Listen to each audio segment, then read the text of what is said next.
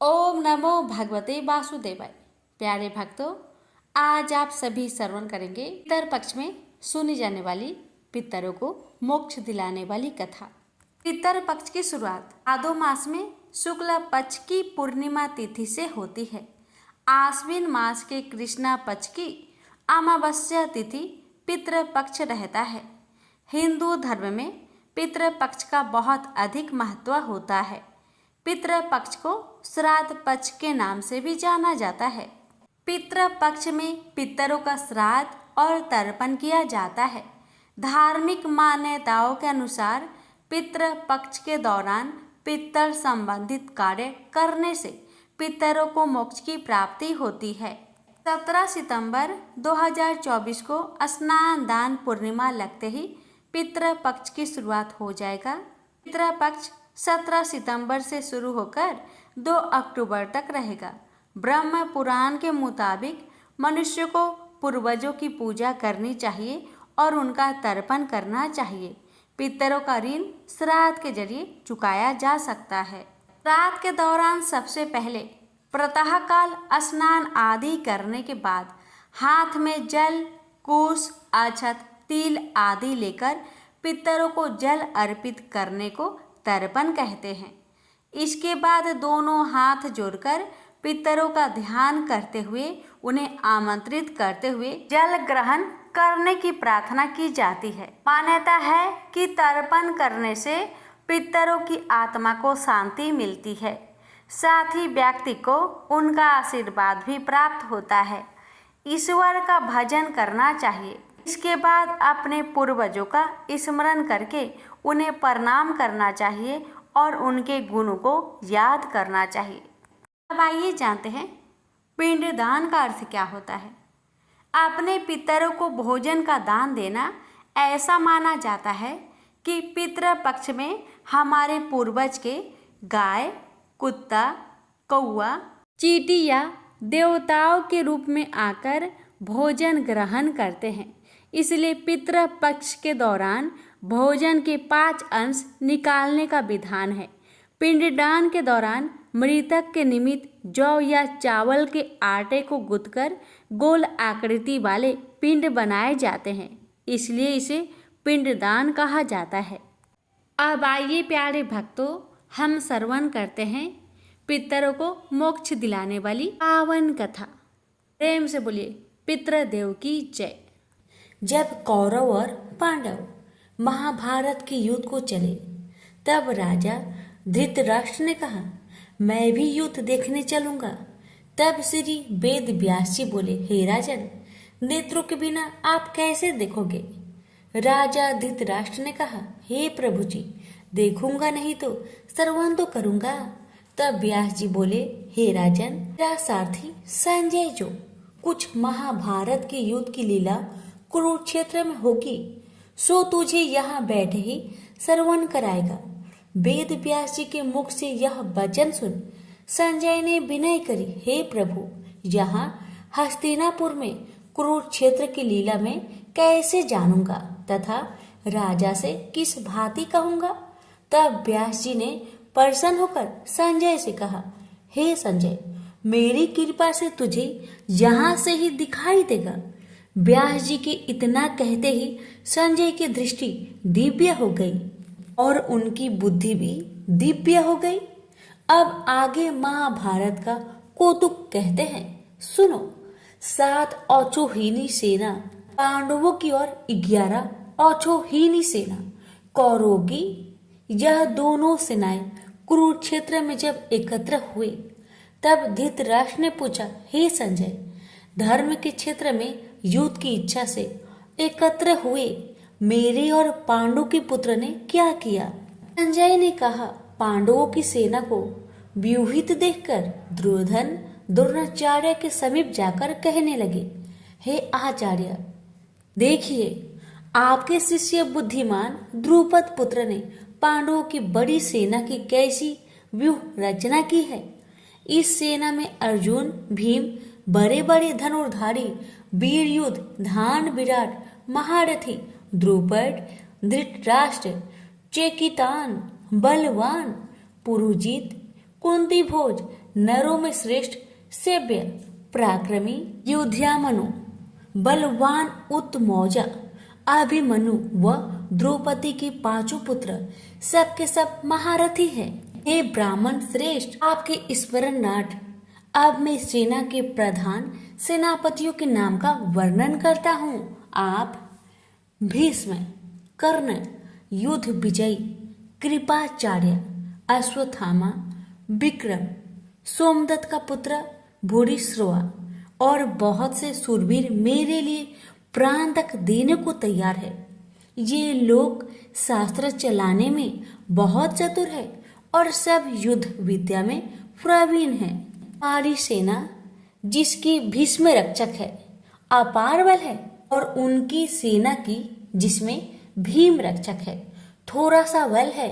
अब आप सब अपने मोर्चों पर सावधान रहकर सेनापति भीष्म की रक्षा कीजिए।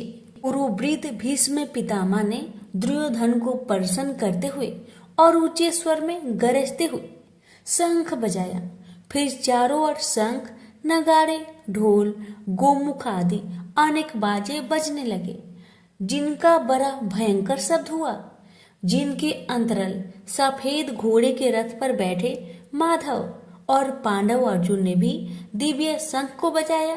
श्री कृष्ण ने पांचजन्य और अर्जुन ने वेददत्त नामक शंखों को और भीषण कर्म करने वाले भीम ने पौंड्रक नामक बड़े शंख को बजाया।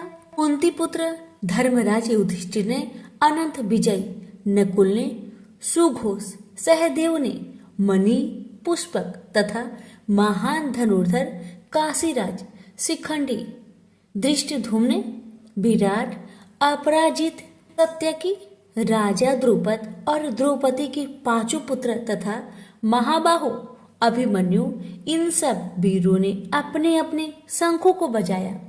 उन शंखों के भारी शब्द से आकाश और पृथ्वी गूंज उठी और धृतराष्ट्र के पुत्र के हृदय कांप उठे। हे राजन, अर्जुन ने कौरवों को युद्ध के लिए प्रस्तुत देखकर श्री कृष्ण जी से कहा, हे अच्युत्य, मेरा रथ दोनों सेनाओं के बीच में खड़ा कीजिए, जिससे मैं युद्ध करने वालों को देख लूं कि इस रणभूमि में मुझे किन किन के साथ युद्ध करना चाहिए। दुर्बुद्धि दुर्योधन से प्रीति करने वाले जो संग्राम के लिए यहाँ एकत्र हुए हैं उनको देख सकूं। संजय कहने लगे, हे राजन। अर्जुन की बात सुनकर श्री कृष्ण ने भीष्म, द्रोण आदि वीरों के सामने उत्तम रथ को खड़ा करके कहा, हे वीर संग्राम के लिए उद्धत इन कौरों को देख लो। अर्जुन ने चाचा, बाबा, गुरु, मामा, भाई, पौत्र, ससुर और स्वजनों को शस्त्रों से सुसज्जित खड़े देखा और उसने इन दोनों सेनाओं में अपने ही सब बांधवों को खड़ा देखकर परम दर्याद हो अत्यंत खेद के साथ यह वचन कहे, हे कृष्ण, संग्राम की इच्छा से आए इन अपने बंधुओं को देख मेरे अंग ढीले हो रहे हैं और मुख सूखा जा रहा है। मेरा शरीर व्याकुल हो रहा है, रोमांच खड़े होते हैं, गांडीव हाथ से गिरा जाता है, त्वचा जली जा रही है। हे केशव, मुझ में खड़े रहने की सामर्थ्य नहीं, मेरा मन चक्कर खा रहा है और सब लक्षण में उल्टा देख रहा हूँ और संग्राम में स्वजनों का वध करके कोई लाभ भी नहीं होगा। हे कृष्ण, मैं जीतकर राज्य व सुख भी नहीं चाहता हूँ। हे प्रभु, हमको राज्य भोग और जीवन से क्या काम है, क्योंकि जिनके लिए राज्य भोग और सुख की इच्छा की जाती है वे सब संग्राम में प्राण और धन की ममता छोड़ मरने को तैयार है। और आचार्य, पिता, पुत्र, पितामह, मामा, ससुर, पौत्र, साले और संबंधी ये सब मुझे मारे तो भी हे मधुसूदन, मैं इन्हें मारने की इच्छा नहीं करूंगा। हे जनार्दन, त्रिलोकी के राज्य के लिए भी मैं इन्हें मारने की इच्छा नहीं करूंगा। हे जनार्दन, त्रिलोकी के राज्य के लिए भी मैं इन्हें नहीं मारना चाहता, फिर इस पृथ्वी के लिए तो कहना ही क्या। हे जनार्दन, धृतराष्ट्र के पुत्र को मारकर हमारा क्या होगा? इन अताइयों का वध करने से पाप ही होगा। इसलिए हमें अपने भाई धृतराष्ट्र के पुत्र को मारना अनुचित है। हे माधव, स्वजनों को मारकर क्या हम सुखी रह सकते हैं? सब लोभ के वशीभूत है और कुल के नाश करने तथा मित्रद्रोह करने में पाप को नहीं देखते। कुल नाश को जानते हुए भी हमको इस पातक से क्यों नहीं दूर रहना चाहिए? कुल का नाश होने से कुल के प्राचीन धर्म नष्ट हो जाते हैं, फिर धर्म नाश होने से कुल में पाप बढ़ता है। हे श्री कृष्ण, पाप से कुल की स्त्रियां वैभवचारिणी हो जाती है, जिनसे वर्ण संकर संतान उत्पन्न होती है। और वर्ण संकर जिन पुरुषों ने कुल को नष्ट किया है, उनको तथा उस कुल को नरक में पहुंचाते हैं, क्योंकि श्राद्ध तर्पण आदि बंद हो जाते हैं। वर्ण संकर बनाने वाले दोषों से कुल ध्वंसकों की जाति धर्म और कुल धर्म निरंतर नाश हो जाते हैं। हे जनार्दन, मैंने बराबर सुना है कि कुल धर्म नष्ट होने से निश्चय नरकवास करना चाहिए। हाय, हम बड़ा पातक करने को तैयार है, जो राज्य सुख के लाभ से अपने स्वजनों को ही मारने की कोशिश कर रहे हैं। मुझे शस्त्र सहित एवं उपायहीन को रणभूमि में बांधकर डाल दे तो मेरा बहुत कल्याण हो। संजय ने कहा, हे राजन, यह कहकर अत्यंत दुखित होकर अर्जुन ने उसी समय धनुष बाण फेंक दिया और रथ के पिछले भाग में जा बैठा। प्रेम से बोलिए श्री कृष्ण भगवान की जय। यहीं पर श्रीमद् भगवद गीता पाठ प्रथम अध्याय समाप्त हुआ। अब सुनेंगे प्रथम अध्याय का महात्म्य। एक समय पार्वती जी ने पूछा, हे महादेव जी, किस ज्ञान के बल से आपको संसार के सब लोग शिव कहकर पूजते हैं? मृगछाला ओढ़े, सब अंगों में शमशानों की विभूति लगाए, गले में सर्प और मुंडों की माला पहने हुए हो, इनमें तो कोई भी पवित्र नहीं है, फिर आप किस ज्ञान से पवित्र माने जाते हो? यह आप कृपा करके कहिए। श्री महादेव जी बोले, हे प्रिय, सुनो, गीता ज्ञान को हृदय में धारण करने से मैं पवित्र माना जाता हूँ और इस ज्ञान से मुझे बाहर के कर्म नहीं व्यापते। तब पार्वती जी ने कहा, हे भगवान, जिस गीता ज्ञान की आप ऐसी स्तुति करते हैं, उसके श्रवण करने से कोई कृतार्थ भी हुआ है? तब महादेव जी ने कहा, इस ज्ञान को सुनकर बहुत से जीव कृतार्थ हुए हैं और आगे भी होंगे। मैं तुझसे एक पुरातन कथा कहता हूँ, तुम श्रवण करो। एक समय पाताल लोक में शेषनाग की सैया पर श्री नारायण जी नेत्र मूंद कर आनंद में मग्न थे। उस समय भगवान के चरण दबाती हुई श्री लक्ष्मी जी ने पूछा, हे प्रभु, निद्रा और आलस्य उन पुरुषों को व्यापता है जो जीव तामसी है, फिर आप तो तीनों गुणों से अतीत हो, श्री नारायण प्रभु वासुदेव हो, यह मुझको बड़ा आश्चर्य है। श्री नारायण जी बोले, हे लक्ष्मी, मुझको निद्रा आलस्य नहीं व्यापता। एक शब्द रूप जो भगवत गीता है, उसमें जो ज्ञान है, उसके आनंद में मैं मग्न रहता हूँ। ऐसे यह गीता शब्द रूप अवतार है। इस गीता में यह अंग है। प्रथम 5 अध्याय मेरा मुख है, द्वितीय 5 अध्याय मेरा भुजा है, 11वां अध्याय मेरा हृदय और मन है, 16वां अध्याय मेरा उदर है, 17वां अध्याय मेरी जंघा है, 18वां अध्याय मेरे चरण है। गीता के सब श्लोक मेरी नाड़ियां हैं और जो गीता के अक्षर है वही मेरे रोम है। ऐसा मेरा शब्द रूपी जो गीता ज्ञान है, उसी के अर्थ में मैं हृदय में विचार करता हूँ और शब्द आनंद को प्राप्त होता है। लक्ष्मी जी बोली, हे नारायण जी, जब श्री गीता ज्ञान को सुनकर बहुत से जीव कृतार्थ हुए हैं, सो तू श्रवण कर। शूद्र वर्ण का एक चांडाल था, तेल लवण का व्यापार करता था। एक दिन वह बकरी चराने को वन में गया और वृक्षों के पत्ते तोड़ने लगा। वहां उसे एक सर्प ने डस लिया, जिससे उसके तत्काल प्राण निकल गए। मरकर उसने बहुत नरक भोग कर बैल का जन्म पाया।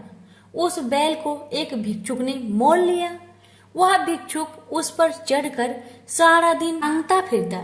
जो कुछ भिक्षा मांगकर लाता वह अपने कुटुंब के साथ बैठकर खाता।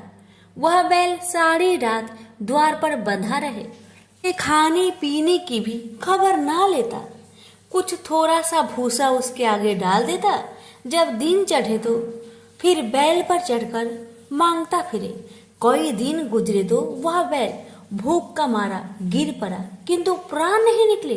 नगर के लोग देखकर उसे कोई तीर्थ का फल दे, कोई व्रत का फल दे, पर उस बैल के प्राण नहीं छूटे। एक दिन एक गणिका आई। उसने लोगों से पूछा, यह कैसी भीड़ है? तो उसने कहा, इसके प्राण नहीं निकलते, अनेक पुण्य के फल दे रहे हैं तो भी इसकी मुक्ति नहीं होती।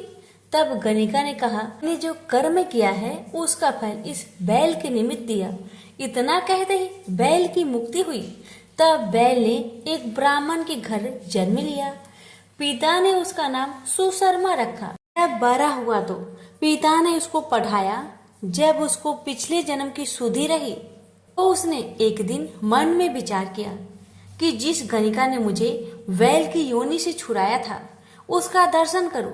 ब्रीफ चलते चलते गणिका के घर गया और कहा, तू मुझे पहचानती है? गणिका ने कहा, मैं नहीं पहचानती। तुम कौन हो? तेरी मेरी क्या पहचान है? तू ब्रीफ और मैं वैश्या।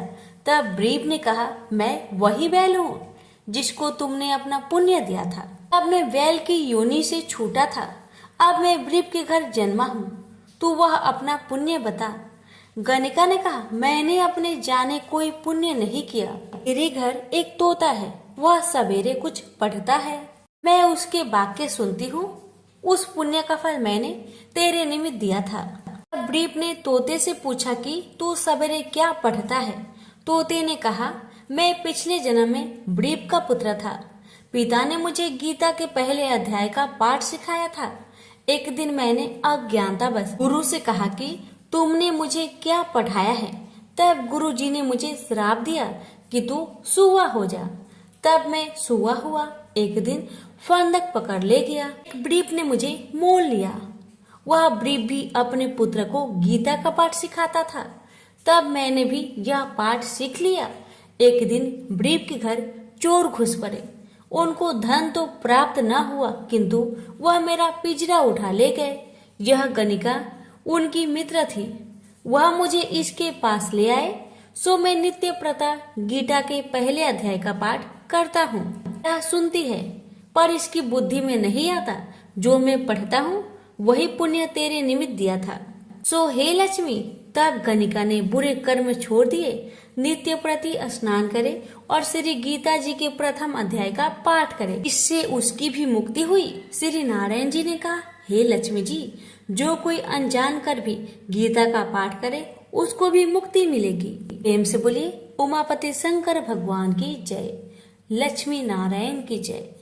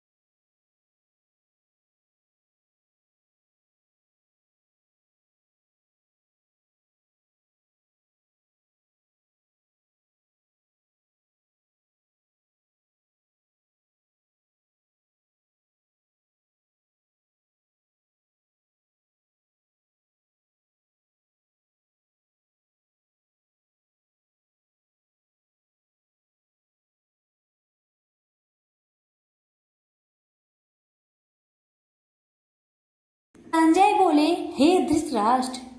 तब श्री कृष्ण की दया युक्त नेत्रों में आंसू भरकर व्याकुल चित अर्जुन से बोले, हे अर्जुन, अनर्थ के सेवन करने योग्य अपयश कारक नरक में गिरने वाला मोह इस समय तुम्हारे मन में कहां से आया?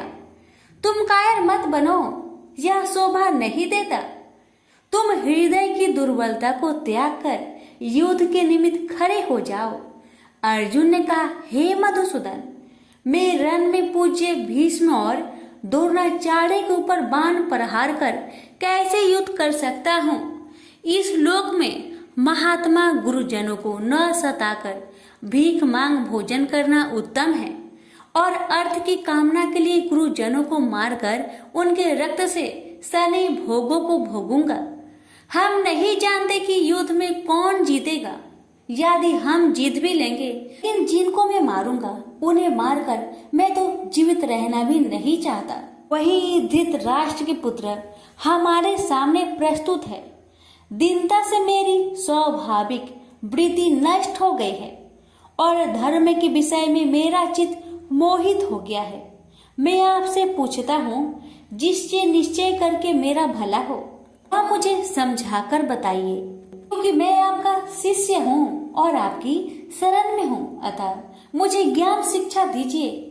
मुझे पृथ्वी का निष्कंटक राज्य मिल जाए और देवता का भी आधिपत्य मिल जाए, तो भी ऐसा कोई उपाय नहीं दिखता कि जो मेरी इंद्रियों को दुखाने वाले शोक को दूर करे। हे गोविंद, मैं युद्ध नहीं करूंगा। यह कहकर अर्जुन चुप हो गए। संजय बोले, हे राजन, दोनों सेनाओं के बीच में खिन्न होकर बैठे अर्जुन से भगवान श्री कृष्ण ने ये वचन कहे, हे अर्जुन, जिसके लिए शोक नहीं करना चाहिए तू उसके लिए शोक करता है, और पंडितों के वचन तू कहता है। तो पंडित लोग न मरों का सोच करते हैं और न जीवितों का सोच करते हैं। यह बात असंभव है कि मैं पहले न था, तुम भी न थे, और यह राजा भी न थे, और इसके बाद भी न रहेंगे। जैसे देहधारियों की इस देह का लड़कपन, जवानी, बुढ़ापा ये अवस्था होती है, जैसे ही मृत्यु के बाद दूसरी देह की भी होती है। इसलिए पंडित लोग मोक्ष को प्राप्त नहीं होते। इंद्रियों का सप्तरादि विषयों से संयोग जारा, गर्मी आदि सुख दुख देने वाला है। आने जाने वाले और नाशवान जानकर इन्हें सहन कर। हे नर श्रेष्ठ, सुख दुख को समान मानने वाले जिन वीर पुरुष को यह ब्रह्म पदार्थ कलेश नहीं देते, वह मोक्ष पाने के अधिकारी है। असत का तो अस्तित्व नहीं है और सम का अभाव नहीं है। इस अविनाशी, अचित्य और नित्य जीवात्मा के ये सब शरीर नाशवन है। अतएव हे भारत, तुम युद्ध करो। जो पुरुष इस आत्मा को मारने वाला तथा जो मरने वाला मानते हैं, वे दोनों ही ज्ञानी नहीं है, क्योंकि यह आत्मा न मारती है न मरती है। आत्मा न कभी जन्मती है न मृत्यु को प्राप्त होती है, न कभी जन्मी थी न कभी मरेगी। यह अजनबी, नित्य, कभी न घटने बढ़ने वाली और सनातन है।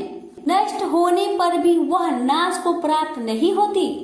जो पुरुष इस आत्मा को नित्य, अविनाशी, निर्विकार और अनजन्मा जानता है, वह जिसको घात करवेगा और जिसको मारेगा, जिस प्रकार मनुष्य पुराने वस्त्र फेंक कर नया वस्त्र ग्रहण करता है, उसी प्रकार आत्मा पुराने देह को छोड़कर नई देह धारण करती है।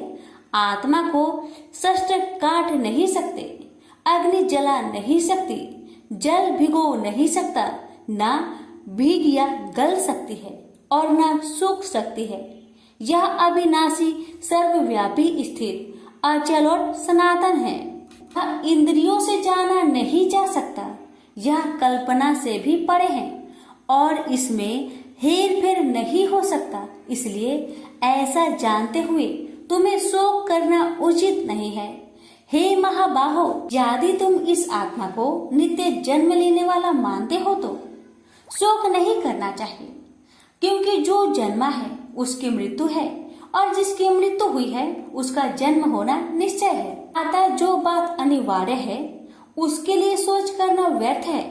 जन्म लेने से पहले क्या था किसी को मालूम नहीं, मध्य में कुछ प्रकट होता है, फिर मरने से पीछे क्या होगा कोई नहीं जानता। ऐसी दशा में किसी बात का सोच करना क्या तुमको उचित है? कोई मनुष्य तो इस आत्मा को आश्चर्य से देखता है, आश्चर्यवत मानकर सुनता है, परंतु कोई देख कह व सुनकर भी भली प्रकार नहीं जानता है सबके शरीर में यह क्या आत्मा नित्य अविनाशी है। कारण सब प्राणियों के लिए तुमको सोच करना उचित नहीं, अपने धर्म को भी सोचकर घबराना उचित नहीं है, क्योंकि क्षत्रियो को धर्म पूर्वक युद्ध से बराबर कुछ भला करने वाला नहीं है।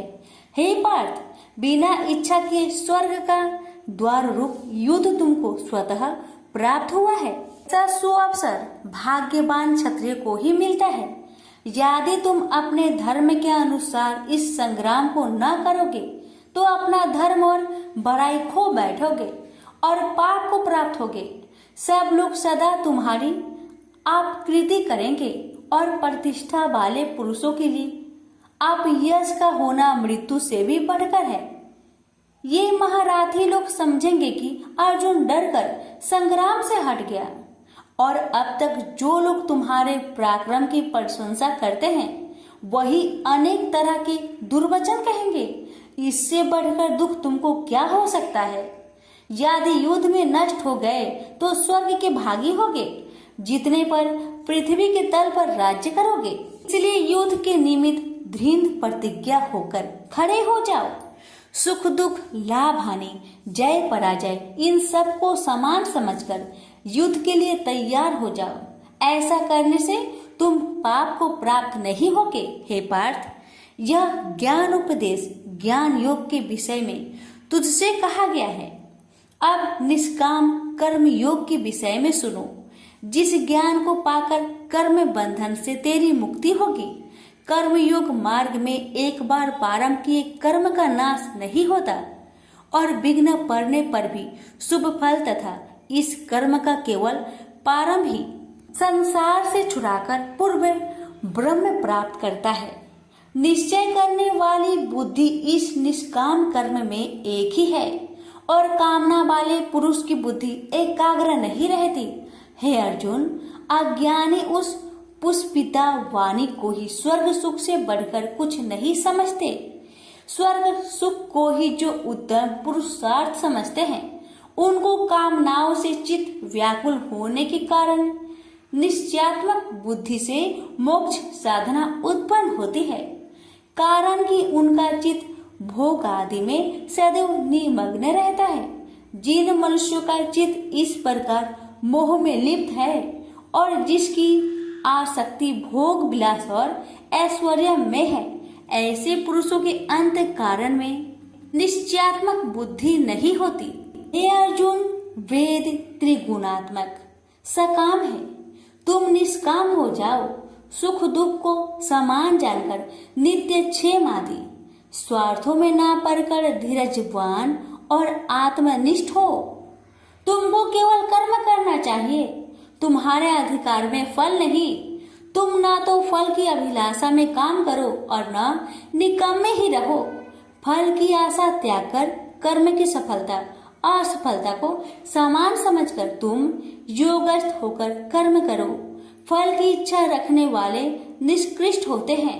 काम कर्म करने वाला पुरुष ईश्वर कृपा से इसी संसार में सुकृत तथा दुष्कृत इन दोनों का ही त्याग कर देता है। जो सब कर्मों में कल्याणकारक है, कर्म फल को त्याग कर ही बुद्धि युक्त ज्ञानी पुरुष जन्म बंधन से हटकर मोक्ष को पाते हैं। जब तुम्हारी बुद्धि मोह बन के बाहर निकल जाएगी, तब तुम्हारा मन आगे सुनने वाली तथा हुई बातों से विरक्त हो जाएगी।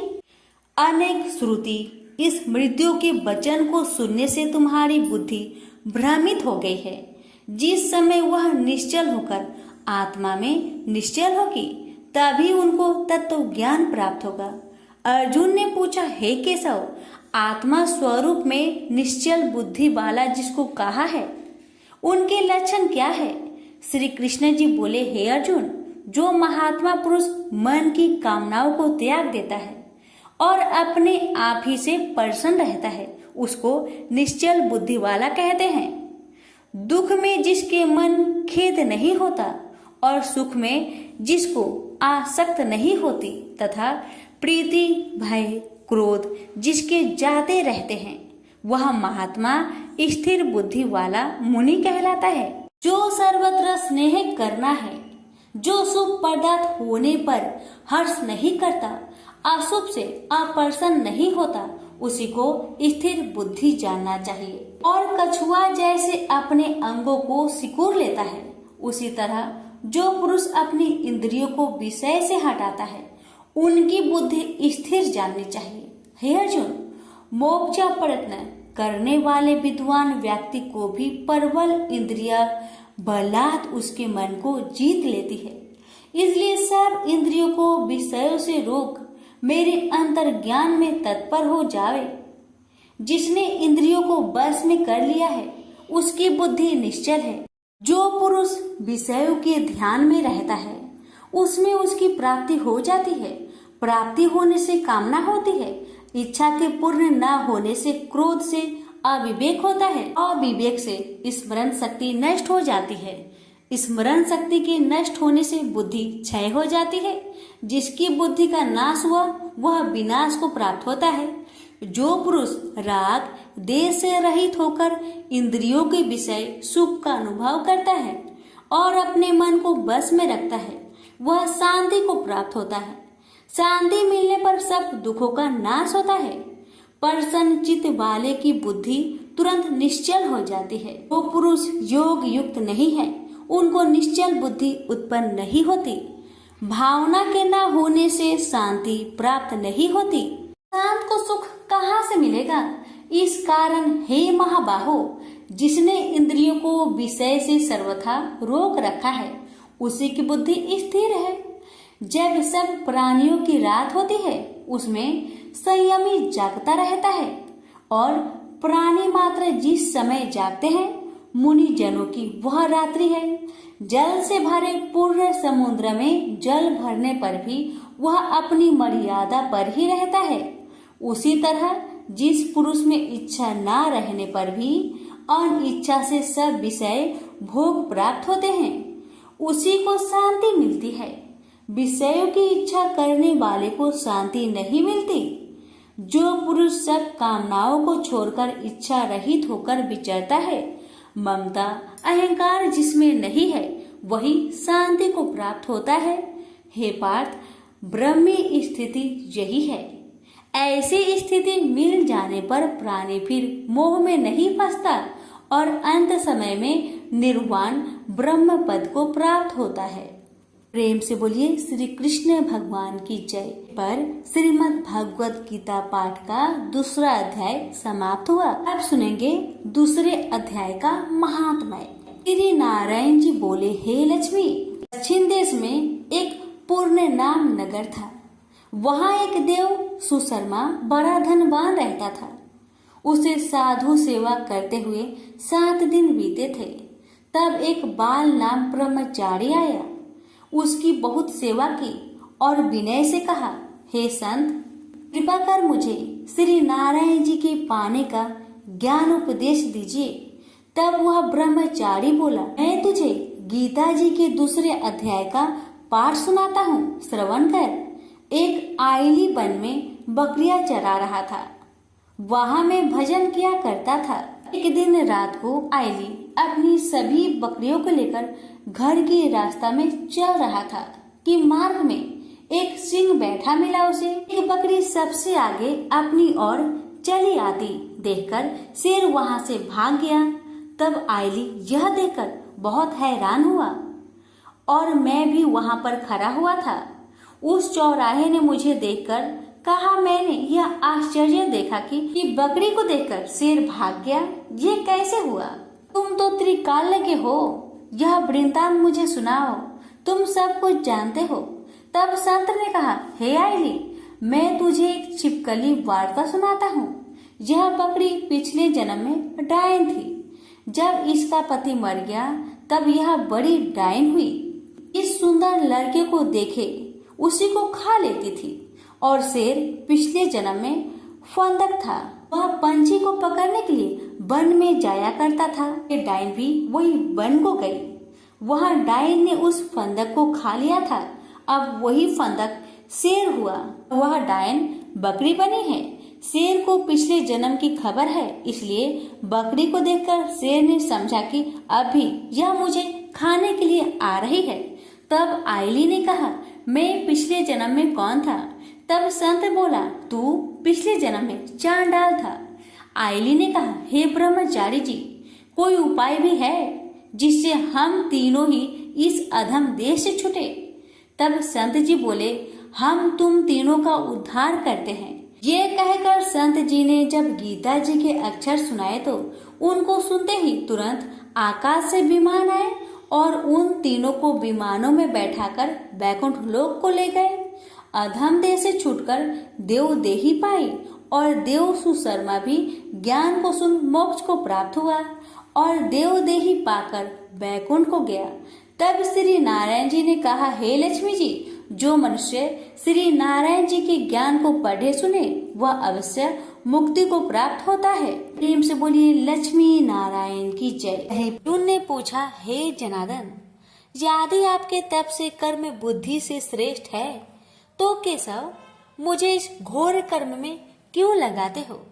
मिले हुए वचनों से आप मेरी बुद्धि को भ्रम में डाल रहे हैं। निश्चय करके मुझे बतलाइए जिससे मैं कल्याण को प्राप्त हो। श्री कृष्ण जी बोले, हे निष्पाप अर्जुन, मैं पहले समझा चुका हूँ कि इस लोक में दो प्रकार की निष्ठा कही गई है। एक तो सांख्य वाले का ध्यान योग, दूसरा योगियों का कर्म योग। कर्मों को पालन न करने से ही कोई निष्कर्म नहीं कहलाता और कर्मों को त्याग करके संन्यास ग्रहण करने से ही किसी को सिद्धि नहीं मिलती। मनुष्य क्षण भर भी कर्म किए बिना नहीं रह सकता। प्रकृति के गुण ही सब मनुष्य को कुछ न कुछ कर्म करने में लगाते हैं। अज्ञानी कर्म निंदियों को रोककर आत्मा चिंतन करने के बहाने विषय की चिंता करता है, वह पाखंडी मिथ्याचारी कहलाता है। हे अर्जुन, इंद्रियों को मन से दमन कर और विषय में प्रवृत्त न होने देकर उनसे कार्य लेता है, वह कर्म योग का अभ्यास करता है और श्रेष्ठ कहलाता है। अपने धर्म के अनुसार नियमित कर्म के करने से कर्म को करना अच्छा है। बिन कर्म किए निमित्त किए जाने वाले कर्मों को छोड़कर जितने कर्म हैं, उनके करने से मनुष्य का बंधन होता है। अतएव तुम फल की इच्छा त्याग कर यज्ञ करने के लिए कर्म करो। सृष्टि के आरंभ काल में ब्रह्मा जी ने यज्ञ सहित प्रजा को उत्पन्न कर प्रजा से कहा था, यज्ञ आदि कर्म करके वृद्धि को प्राप्त होंगे। यही कर्म तुम्हारे निमित्त कामधेनु होवेंगे। इस यज्ञ से तुम देवताओं को संतुष्ट करते रहो और देवता भी तुमको संतुष्ट करेंगे। इस प्रकार परस्पर वर्ताव करते हुए तुम और देवता कल्याण को प्राप्त होगे। यज्ञ आदि कर्मों से प्रसन्न होकर देवता तुमको इच्छित सुख की सामग्रियां देंगे, परंतु उनके लिए हुए दान को जो बिना उनका भोग लगाए ग्रहण करता है वह चोर है। 5 महायज्ञ करके जो शेष बचा हुआ भोग ग्रहण करते हैं वे पापों से मुक्त हो जाते हैं, और जो अपने निमित्त ही अन्न पकाते हैं वे पापी मनुष्य पाप को ही भक्षण करते हैं। अन्न से ही प्राणियों की उत्पत्ति होती है। अन्न मेघ से उत्पन्न होता है, मेघ यज्ञ द्वारा बरसता है और यज्ञ की उत्पत्ति कर्म से होती है। कर्म की उत्पत्ति ब्रह्म से हुई है और ब्रह्म अक्षर परमात्मा से। इस कारण सदा पदार्थों में रहने वाला जो ब्रह्म है वह सब योगों में प्रस्तुत है। हे पार्थ, इस प्रकार चलाए हुए आसक्त अज्ञानियों की बुद्धि में ज्ञान भेदभाव उत्पन्न न करे, परंतु आप स्वयं कर्म करता हुआ उसमें भी प्रसन्नता पूर्वक कर्म करावे। अर्जुन, सब कर्म प्रकृति के गुणों करके ही उत्पन्न होते हैं, परंतु जिनकी बुद्धि अहंकार से भ्रष्ट है, ऐसे मूर्ख लोग समझते हैं कि हम कर्ता है, परंतु जो गुण और कर्म के विभाग का सच्चा तत्व जानता है, वह ज्ञानी पुरुष यह समझकर इसमें आसक्त नहीं होता कि गुण का यह खेल आपस में हो रहा है। प्रकृति के गुणों को भूले हुए मनुष्य गुण और कर्मों से आसक्त होते हैं। उन अल्पज्ञ मदों के ज्ञानी पुरुष कर्म मार्ग से चलायमान ना करें। हे अर्जुन, अध्यात्मक बुद्धि से तुम सब कर्मों को मुझ पे अर्पण करके कर्म फलों की आशा ममता को छोड़कर संग्राम करो। जो पुरुष श्रद्धा पूर्वक मेरे वचनों पर दृष्टि दोष ना करके मेरे इस मत के अनुसार आचरण करते हैं, वे लोग कर्म बंधन से निश्चय मुक्त हो जाते हैं। और जो अज्ञानी मेरे इस मत पर दोष दृष्टि करते हुए इसको ग्रहण नहीं करते, वे संपूर्ण ज्ञान से रहित है। उनको नष्ट हुआ जानो। अपना कठिन धर्म भी दूसरे के सहज धर्म से हितकर होता है। धर्म में मरना भी कल्याणकारक है, परंतु अन्य धर्म भयानक है। अर्जुन ने कहा, हे विष्णु नंदन श्री कृष्ण, पुरुष को पाप करने की इच्छा ना होते हुए भी उसे कौन बलात् पाप के मार्ग में प्रवृत्त कराता है? कृष्ण भगवान बोले, हे अर्जुन, रजोगुण से उत्पन्न होने वाला काम व क्रोध मनुष्य को पाप मार्ग में ले जाता है। ऐसा करके उत्पन्न इच्छा कभी तृप्त नहीं होती। ये महापापी और घोर शत्रु हैं। जैसे धुआं से अग्नि, धूल से तर्पण और झिल्ली से गर्भ का बालक ढका हुआ है, उसी प्रकार विषय की इच्छा से आत्मज्ञान ढका हुआ है।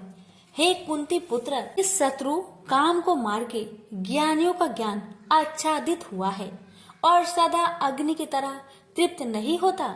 इंद्रिया, मन और बुद्धि इस काम के आश्रय स्थान है। इनके सहारे इस स्वेच्छा ज्ञान को आच्छादित करके जीवन को मोहित कर लेती है। अतएव तुम सर्वप्रथम इंद्रियों को बस में करके ज्ञान और विज्ञान को नष्ट करने वाले इस पापी काम को अवश्य ही जीतो। कहते हैं कि इंद्रिया सबसे प्रबल है और इंद्रिया से भी प्रबल मन है। इस प्रकार जो बुद्धि से परे हैं, उस आत्मा को जानकर निश्चयात्मक बुद्धि द्वारा मन को निश्चल करे। हे महाबाहो, तुम दुर्धर शत्रु को जीत लो। तुमसे बोलिए श्री कृष्ण भगवान की जय। यहीं पर श्रीमद् भगवत कथा 3रा अध्याय समाप्त हुआ। अब सुनिए महात्म्य।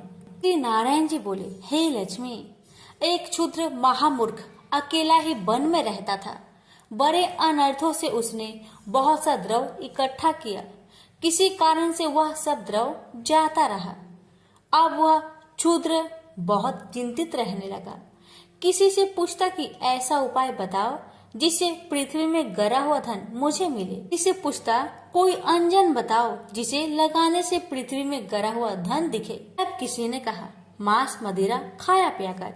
तब वह खोटा कर्म करने लगा, चोरी करने लगा। एक दिन धन की लालसा कर चोरी करने गया। मार्ग में चोरों ने मार दिया। तदंतर उसने प्रेत की योनि पाई। उस प्रेत योनि में उसे बड़ा दुख हुआ। एक बट वृक्ष पर रात दिन चिल्लाया करता कि कोई ऐसा है तो इस अधम देह से छुड़ाए। कुछ समय बाद क्षुद्र की स्त्री से पुत्र जन्मा। जब उसका पुत्र बड़ा हुआ तो एक दिन अपनी माता से उसने पूछा, मेरा पिता क्या व्यापार करता था और उसका देहांत किस प्रकार हुआ? तब उसकी माता ने कहा, हे बेटा, तेरे पिता के पास बहुत द्रव था, वह सब व्यर्थ ही जाता रहा। वह धन के चले जाने से बहुत चिंतित रहने लगे। एक दिन धन की लालसा में चोरी करने गया, परंतु मार्ग में उसे चोरों ने मार डाला। तब बेटे ने कहा, हे माता, उसकी गति कराई थी? माता ने कहा, नहीं कराई। बेटे ने कहा, हे माँ, उसकी गति करानी चाहिए। माँ ने कहा, अच्छी बात है। तब वह पंडितों से पूछने गया और जाकर प्रार्थना की, हे स्वामी, मेरा पिता एक दिशा में जाकर मृत्यु को प्राप्त हुआ, अतः उसका उद्धार किस तरह होगा? पंडितों ने कहा, तू गया जी जाकर उनकी गति कर, तब पितरों का उद्धार होगा। यह सुन उसने माता की आज्ञा लेकर गया जी को गमन किया। प्रयागराज दर्शन स्नान करके आगे को चला।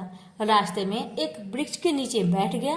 वहां उसको बड़ा भय प्राप्त हुआ। वहां वही वृक्ष था जहां उसका पिता प्रेत योनि को प्राप्त हुआ था। उसी जगह चोरों ने उसे मारा था। तब उस बालक ने अपना गुरु मंत्र पढ़ा।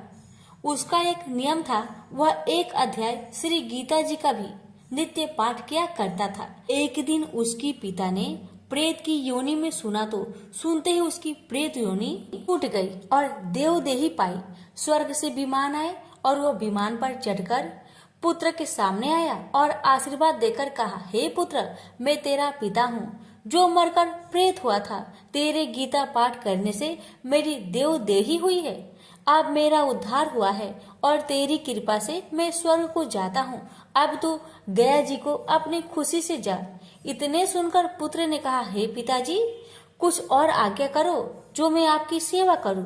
तब उस देवदेही ने कहा, देख, मेरी 7 पीढ़ियों के पितर नरक में पड़े हैं। अब तू गीता जी के 3रे अध्याय का पाठ करके उनको भी इस दुख से मुक्ति प्रदान कर। इतना वचन कह वह देवदेही स्वर्ग को गए।